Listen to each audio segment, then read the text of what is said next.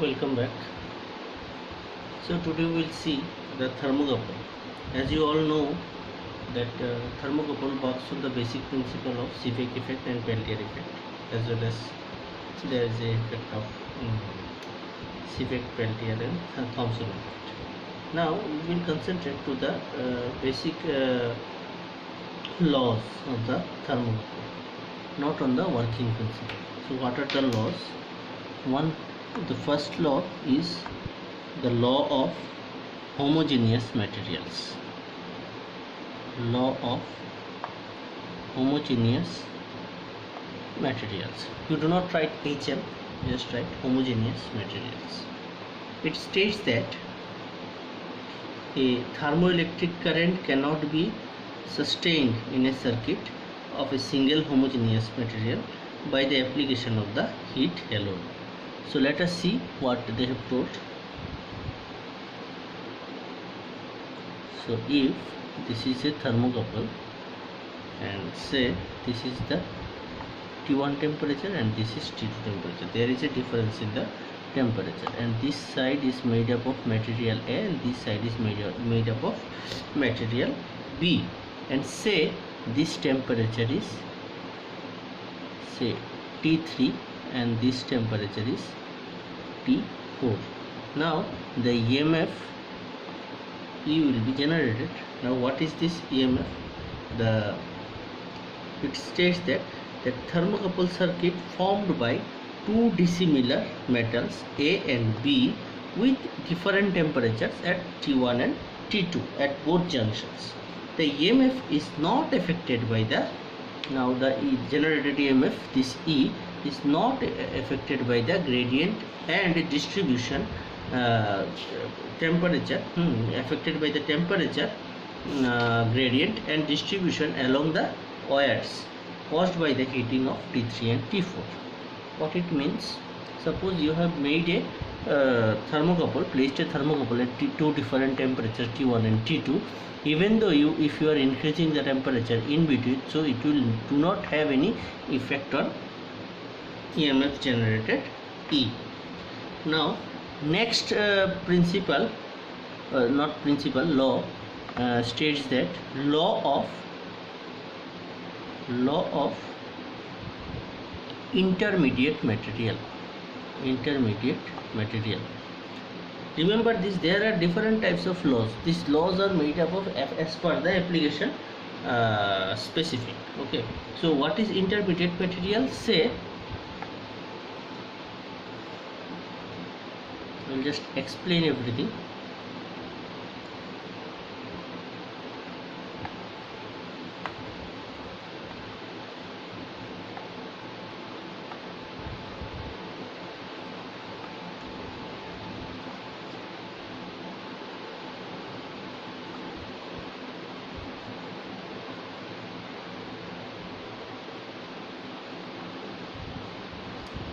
So the algebraic sum of thermo EMFs in a circuit composed of any number of dissimilar metals is 0 if all of the circuit is at uniform temperature.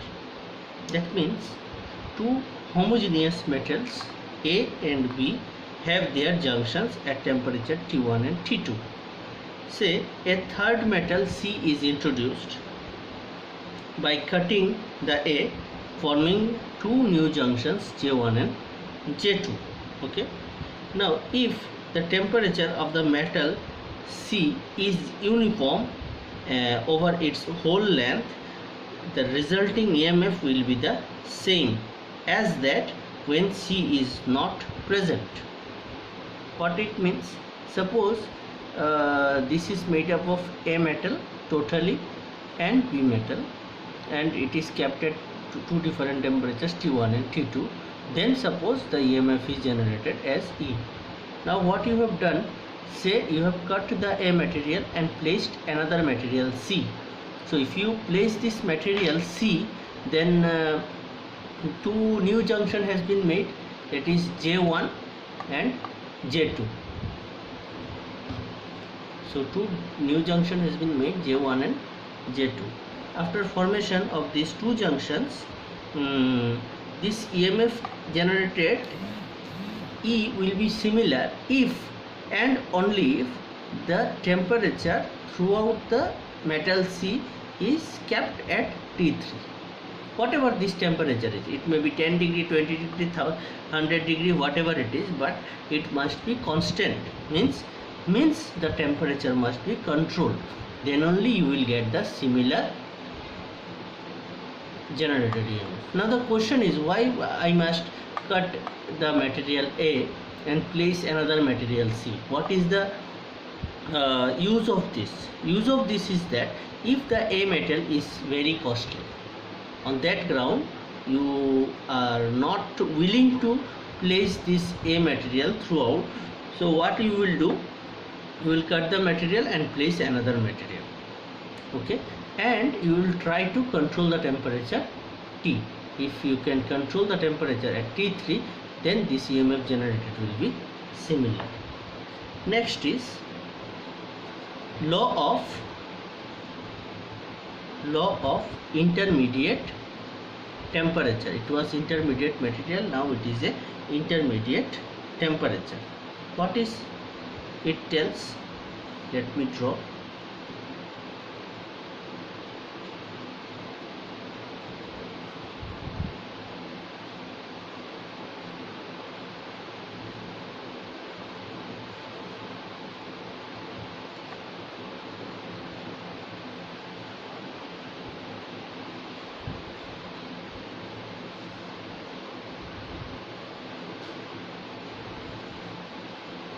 Say this metal A and B has formed a thermocouple which is kept at temperature T1 and T2. Again we have used the same thermocouple and placed at two different temperature T2 and T3. Then if I place this thermocouple at T1 and T3, then the EMF generated will be E1 plus E2. The same thermocouple is placed first at T1 and T2 degree centigrade. Generated EMF is E1, and then this thermocouple is placed at T2 and T3. Then generated EMF is E2. Now we are interested to keep the thermocouple at T1 and T3. Okay, then the EMF generated will be E1 plus E2. So that is the law. Okay. The next law is law of additive EMF. Law of additive EMF. So it tells, like, if you place this thermocouple at T1 and T2 degree centigrade, if the material used is A and R, and here if you place the thermocouple like R and P and keep it at T1 and T2 same temperature, then if you make another thermocouple using A and B, then you will get the EMF as additive. Say you see here two materials we have utilized here as A and R, and here we have utilized the material R and B to form two different thermocouple and kept it in the same temperature T1 T2. This thermocouple also kept at T1 T2. So if the EMF generated is EAR, and here if the EMF generated is if ERB, then here the EMF generated will be total will be EAR plus ERB. So here we have replaced this R material and placed this B material, so it will be a algebraic sum. So this is the last law of thermocouple. Okay.